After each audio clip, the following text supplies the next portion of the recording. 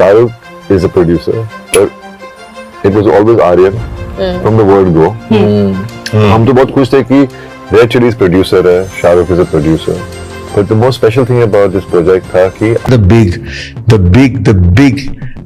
I don't know if I'm supposed to even say this, लेकिन मुझे बहुत belief है in Aryan Khan's directorial talent. If there's a king, there will be a prince. Aryan उनका बेटा debut कर रहा है और हम उसके साथ काम करेंगे. तो मेरे खुद के बेटे हैं, तो मेरे लिए तो एक बहुत स्पेशल मोमेंट था. And अगर राजा है तो राजकुमार भी होगा.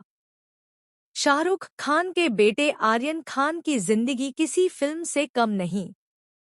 एक वक्त था जब पूरा देश सोच रहा था कि उनका करियर शुरू होने से पहले ही खत्म हो गया.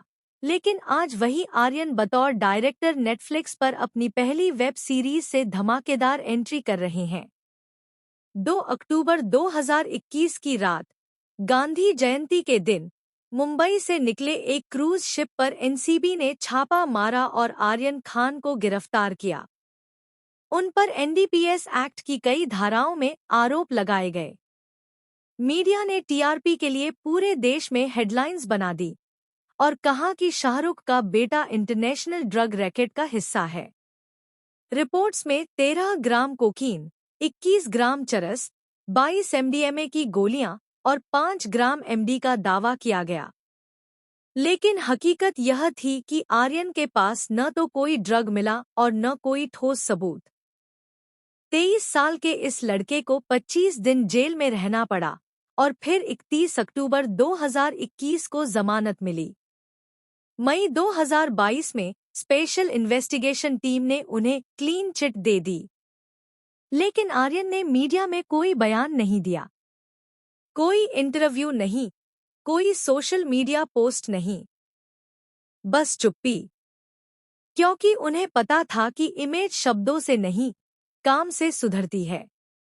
लोगों ने सोचा आर्यन एक्टिंग करेंगे. टैलेंट तो साफ था. द इनक्रेडिबल्स में बतौर चाइल्ड आर्टिस्ट वॉइस ओवर और द लायन किंग 2019 में मुफासा की हिंदी आवाज. लेकिन उनका असली जुनून था फिल्म मेकिंग. उन्होंने USC school of cinematic arts, Los Angeles से पढ़ाई की और स्क्रिप्ट राइटिंग और डायरेक्शन सीखा. फिर उन्होंने बड़ा फैसला लिया, मैं एक्टिंग नहीं, डायरेक्शन करूंगा. आज उनका पहला प्रोजेक्ट है Netflix series bats of Bollywood. Script खुद लिखी, डायरेक्शन खुद किया और स्टारकास्ट में लिए लक्ष्य राघव, बॉबी देओल और कई बड़े बॉलीवुड कैमियो. थिएटर के बॉक्स ऑफिस रिस्क से बचते हुए सीधे नेटफ्लिक्स पर रिलीज. यह सिर्फ क्रिएटिव नहीं, बल्कि बिजनेस मास्टर स्ट्रोक भी है. आर्यन बाकी स्टार किड्स से इसलिए अलग हैं क्योंकि वे ओरिजिनल कंटेंट बनाने पर ध्यान दे रहे हैं, साउथ मूवी रिमेक्स पर नहीं. उनकी पर्सनालिटी स्मार्ट, ग्राउंडेड और विटी है. वह एक्टर, डायरेक्टर, स्क्रिप्ट राइटर और बिजनेसमैन सब कुछ है. उन्होंने दिखा दिया कि केवल परिवार के नाम पर काम नहीं चलता, टैलेंट और स्ट्रेटेजी मायने रखती है.